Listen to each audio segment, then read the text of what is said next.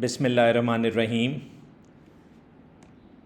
I welcome you all to this session on nutritional and energy requirements. My name is Dr. Fuad Hameed, and I will be discussing with you calorie requirements, energy requirements, nutritional requirements in this session. And by the end of the session, you should know all of these things.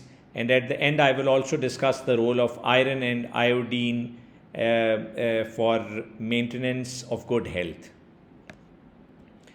Well, as far as nutrition is concerned, we require good nutrition to achieve and maintain a desirable body composition so that we are able to work properly physically and mentally.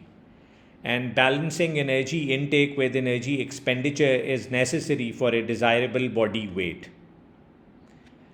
Before I discuss the energy requirements, I've already discussed in my previous sessions about calories, what calories are. These are basically the basic units of energy, and their estimated calorie needs are different per day by age, gender, physical activity levels, and the estimated amounts of calories are needed to maintain calorie balances for various genders and age groups at the different levels of physical activity.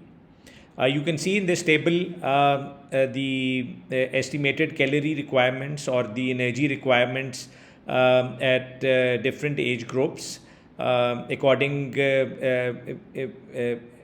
only sedentary lifestyle is highlighted in this slide. So you can see what are the requirements as well as females and males are concerned at different age groups, starting off from 2 to 3 years up till 51 years plus. The calorie requirements based on these recommendations vary, and for 2 years old it is around 1000 calories. For 3 years old it is around 1000 to 1400 calories, and from 4 to 8 years around 1200 to 2000 calories. Girls who are about to enter their reproductive life cycle require around from 9 to 18 years require around 14 to 2400 calories, and boys in the same age group around 1600 to 3200 calories, again each depending on this specific age and physical activity level. Now coming to today's topic of discussion, which is energy requirements. It is the amount of food energy needed to balance energy expenditure.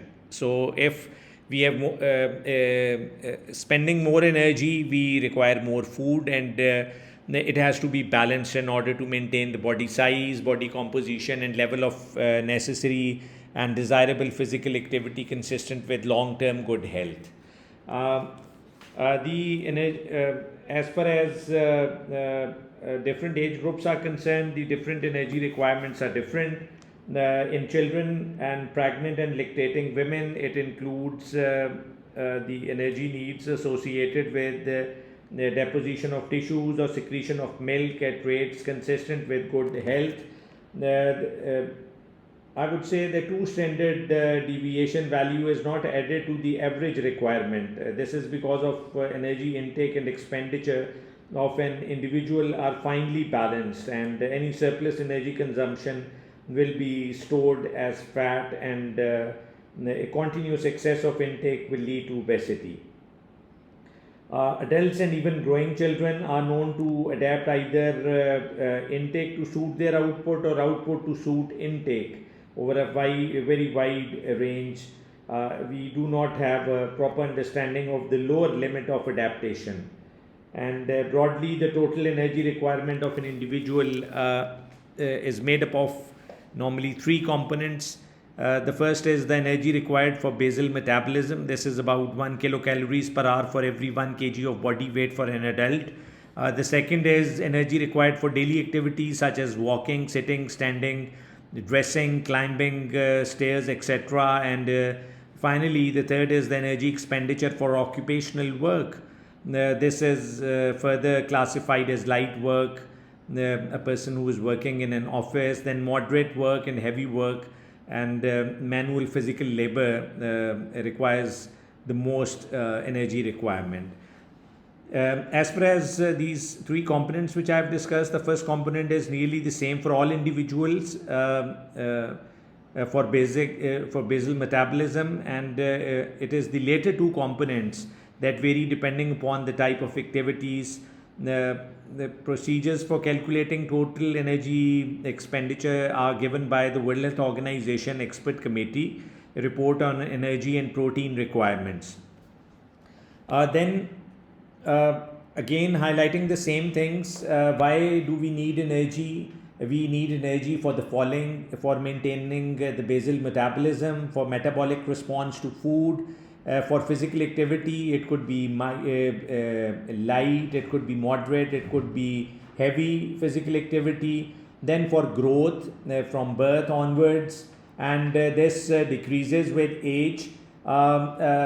Then the requirement changes in pregnancy and lactation, and I'll be sharing with you some tables, some diagrams which show you what are the different requirements at different age groups and at an average weight. As far as estimating energy requirements is concerned, the total energy expenditure includes the energy expended at rest and physical activity and as a result of thermogenesis. And these components in turn are affected by several variables, which may include age, sex, body size and composition, genetic factors, energy intake, physiological state, example growth, pregnancy, lactation, then coexisting pathological conditions and ambient temperature. Another thing which I think I should highlight over here as far as nutritional requirements for humans are concerned, these have been extensively studied, and the amount of nutrients needed have been tabulated in the form of recommended dietary allowances. And these recommended dietary allowances established by the Food and Nutrition organizations of different countries are numerical values that provide nutrition guidance to health professionals and to the general public at large.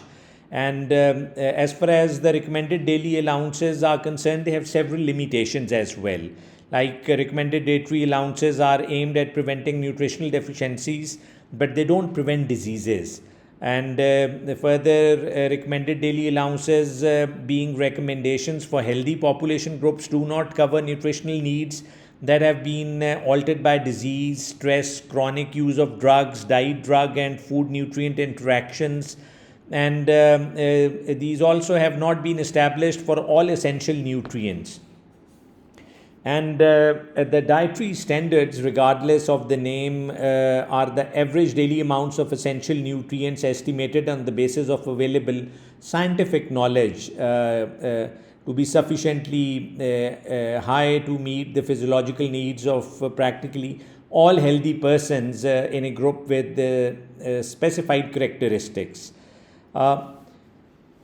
As far as each of these, there are some reference values, but since in this chapter I will be mainly focusing on the energy and nutritional requirements, but I think you need to know about 3-4 more important things as concepts. One is the recommended dietary allowance, and this is the average daily dietary intake of a nutrient that is sufficient to meet the requirements of nearly 97 to 98% of healthy persons. Another concept is adequate intake, AI, adequate intake for a nutrient is similar to the estimated safe and adequate daily dietary intakes and is only established when the recommended daily allowance cannot be determined, and therefore a nutrient either has a recommended daily allowance or an adequate intake. And the adequate intake is based on observed intakes of the nutrient by a group of healthy persons. Then another concept is about the tolerable upper intake level, which is the highest dietary intake of a nutrient that is likely to pose no risks of toxicity for almost all individuals.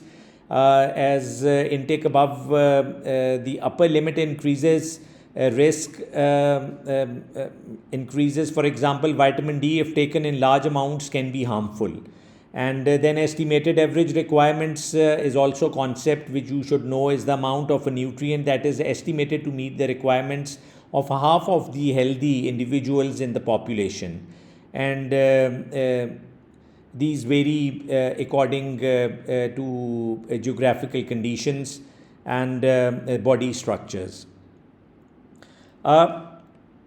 Moving forward, you can see in this slide the energy requirements in kilocalories for men and women, for infants, for children, for adolescents at different ages, divided into males and females.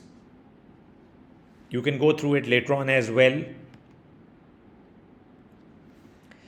As far as dietary guidelines for 9 to 13 years old girls are concerned, because these are the most vulnerable group, it is around 1400 to 2200 calories per day. And for boys of the same age group is around 1600 to 2600 calories daily to maintain healthy body weights depending on how active they are. I've already discussed what nutrients are in my previous sessions, but these are organic and non-organic complexes contained in food, and each nutrient has specific functions in the body. Most natural foods contain more than one nutrient, and these may be divided into macronutrients and micronutrients. And as far as macronutrients are concerned, these are proteins, fats, and carbohydrates, and you can see the percentage the total percentage of energy requirement for a human being, what is from proteins, what is from fats and carbohydrates, is self-explanatory in this slide. Then micronutrients are vitamins and minerals required in small amounts, which may vary from a fraction of a milligrams to several grams. Here in this session, I will only be discussing with you about iron and iodine. Well, coming to nutritional requirements. The amount of each nutrient needed is called the nutritional requirement. I've already discussed with you that how do we measure this, what are the recommended daily allowances, what is adequate intake, what is tolerable upper intake level, and what is the estimated average requirements. So I've discussed these concepts with you, and these are different for each nutrient and also vary between individuals and life stages. Example, women of childbearing age need more iron than men. Here in the subsequent slides, I will discuss with you the nutritional needs throughout the life cycle at different stages of the life cycle. In pregnancy and lactation, the protein needs are approximately 25 grams per day more than those required in females of the same age group. So the protein needs are around 71 to 78 grams of protein per day.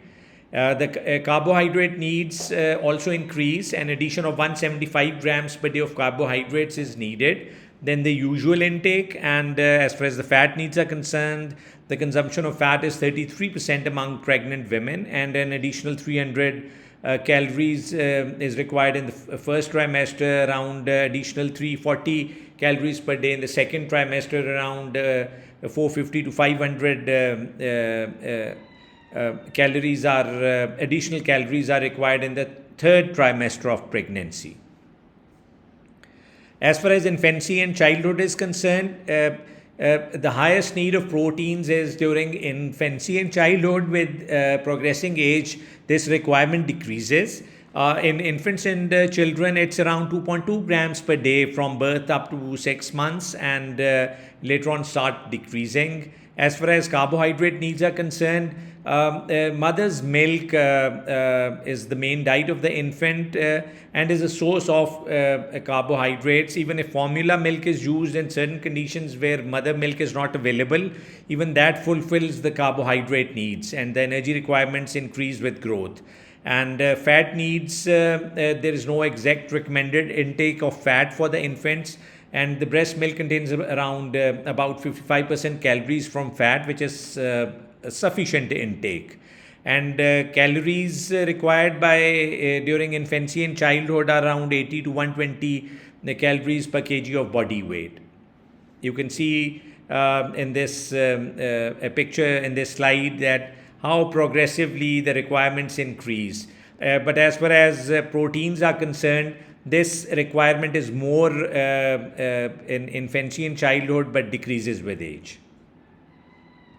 As far as nutritional requirements of adolescents are concerned, the protein need, which was around 2.2 grams per kg of body weight in infancy and childhood, decreases in adolescents and is around 0.8 grams per kg of body weight per day. The carbohydrate needs are around 130 grams per kg of, per day, or 45 to 65% of the daily energy requirements, and fat needs is around 20 to 30% of the calories from fat of the daily of the total energy requirement. And the calories vary. I've already shared with you tables which shows caloric requirements or energy requirements in males and females at different age groups, and this varies from 2000 to 3000 kilocalories depending upon the physical activity being done by the adolescent. In adults, again the nutritional or energy requirements are different for different activity levels. Again, I've shared those in that table. I'll also share a few more tables with you, which will give you a pretty good idea that what are the requirements. And according to the health status, as far as calories are concerned, around 5 to 10% more calories than females are required by males because of their body proportion and size. In old age and elderly, the protein needs is around 0.8 grams to 1 gram per day from birth to is around 0.8 to 1 gram, and the carbohydrate needs vary from 50 to 100 grams per day, and daily recommended fiber intake is around 20 to 35 grams, and fat needs no more than 30% of the total calories, and only 10% of calories should come from saturated fat. So the cholesterol should be limited to 300 milligram or less per day, and the calorie needs are dependent on the physical activity of the elderly.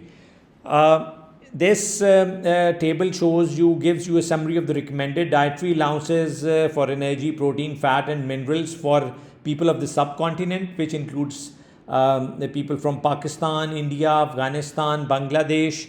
And this again table is very self-explanatory. It gives the category of physical activity, age, average body weight and the energy requirement, and also the requirement of protein, visible fat, calcium, iron, zinc and magnesium. So you can go through these tables are also there in your books, and you can consult your books after attending this session. Then the recommendations for dietary fat intake for Pakistanis, Indians, Afghanis and Bangladeshis is shown in this table. Again, according to physical activity, for adult males, for adult women, for infants, children and boys and girls of different age groups, from around 10 years onwards up till 17 years of age. Then protein energy ratio for different age groups is shown in this table. For preschool children from 1 to 5 years, it's around 0.94 grams per kg body weight per day, which was in infants after birth up till infancy, it was around 2.2 grams per grams of per kg body weight per day, and it varies, and you can see in different age groups. Now I'll be discussing with you two micronutrients. One is iodine and the other is iron. As far as iodine is concerned, the daily requirement of iodine varies from around 50 micrograms per day up to 200 micrograms in infants to 200 micrograms in pregnant and lactating women.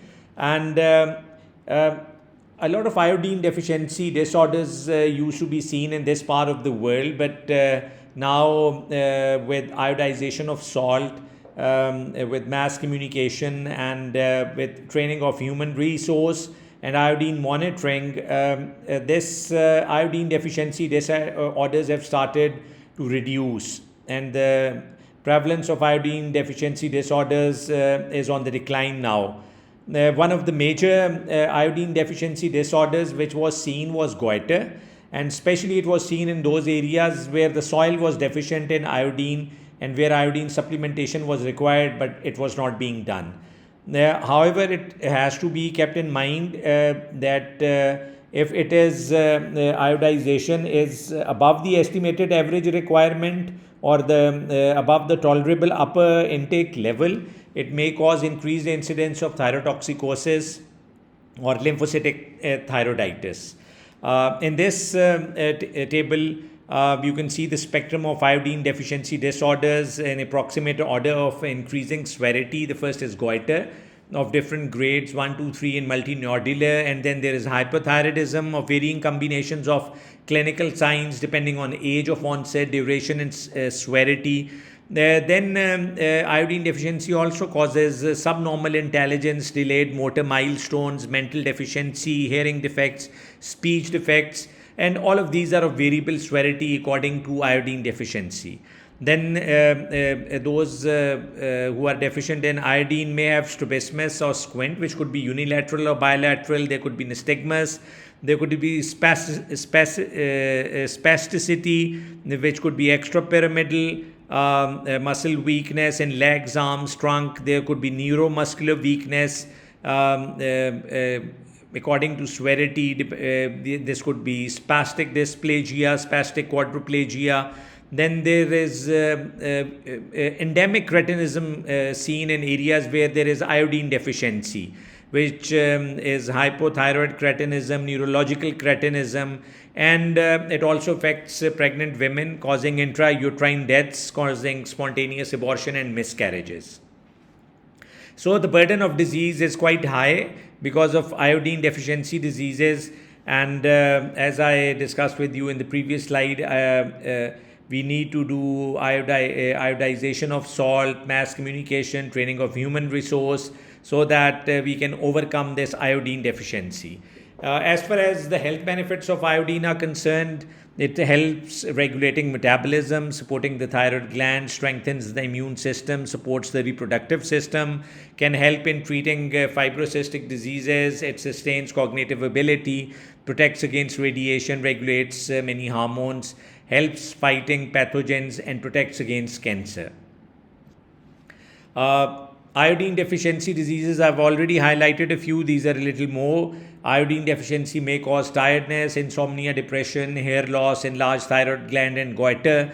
There could be respiratory and swelling complaints from those who are deficient in iron, and especially this is because of goiter, pressure and tightness on the neck. There are metabolic problems, increase in weight, developmental disorders, there is increased cholesterol levels, and powerlessness. The person is having food but is low in energy. As far as skin is concerned, it can cause moist skin, sensitivity to cold, and in pregnancy, I've already highlighted the complications are miscarriages, developmental disorders, mental retardation, which exhibits as cretinism. The last thing I will discuss with you is iron, and iron is a mineral that is naturally present in many foods, added to some food products and available as a dietary supplement as well. As far as the iron requirements in our diet are concerned, it is around 8.7 milligram a day for men over 18 and 14.8 milligram a day for women aged 19 to 50 years. This picture which you see in this slide is self-explanatory. It shows you the iron requirement from 0 to 4 months is around 0.5 milligram, 0.8 milligram from 4 months to 7 years, 10 milligram from 7 years to 10 years, and around 15 milligram from 10 years to 51 years in women, and from 51 years onwards in individuals is around 10 milligram. In pregnant women, the requirement increases and it reaches up to 30 milligram per day. Iron deficiency causes a nutritional anemia, which can have detrimental effects. In pregnancy, it can lead to abortions, premature births, postpartum hemorrhage, and low birth weight, which were associated with low hemoglobin levels in pregnancy, and The infections are caused, anemia can be caused or aggravated by parasitic diseases, and this is one of the reasons that deworming is done in children. What are the health benefits of iron? Of course, everyone of you might be knowing it has an important role in hemoglobin formation, which carries the oxygen. It has a role in muscle function. It regulates body temperature, brain function, treats anemia, boosts immunity. Synthesizes neurotransmitters. It is helpful in the treatment of fatigue, insomnia, restless leg syndrome. Again, this slide shows you some other iron deficiency signs and symptoms, like broken hair, broken losses because of iron deficiency. People with iron deficiency can experience fatigue, headache, lack of concentration, can have anemia, immunodeficiency, inefficiency. It can have cracked lips, stone corners of the mouth, mucosal changes, burning tongue, can have heartburn, anorexia, gastrointestinal complaints. As far as fingernails are concerned, these could be arched or brittle, and as far as skin is concerned, it can be pale, dry skin, and feeling cold. As far as interventions are concerned, at a large scale, community scale, or individual scale, iron and folic acid supplementation is required. Iron fortification of wheat flour is also done.